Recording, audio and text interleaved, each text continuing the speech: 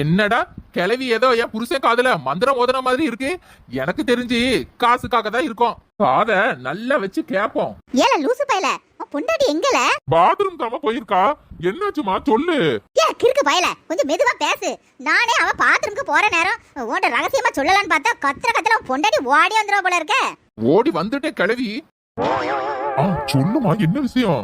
ஏல உன் தங்கச்சும்மாவா வயசுக்கு வந்திருக்கலால, நம்ம எல்லா முறையும் செய்யணும்ல. ஒரு 15,000 ரூபாய்க்கு பட்டு புடவையும் 3 பவுன்ல செயின் கொண்டு போடல. அதான் சரி. உங்க அம்மாவுக்கு நகை என்ன 20,000 30,000 ரூபாய்க்கு தான் விக்குது நினைச்சுக்கிட்டாவளா? நகை விக்கிற ரேட்டு தெரியுமா இல்ல தெரியாதா? சில்லாட்ட வந்துட்டா.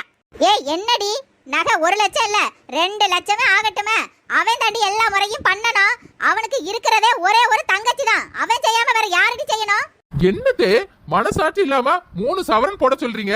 எங்க கிட்ட காசு எங்கதே இருக்கு? ஏய் காசு இல்லனா கடனை வாங்கி செய்யற கடமையை செய்யணும். அப்படியா? என்னத்தே முதல்ல வயசுக்கு வந்தது ஏன் பொண்ணு தானே.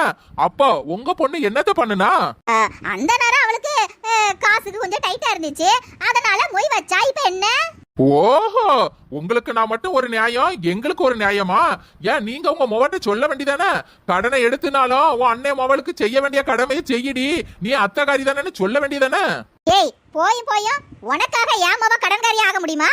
எத்தே நீங்க பண்ற அநியாயத்துக்கு உங்களுக்கு நல்ல சாவே வராது.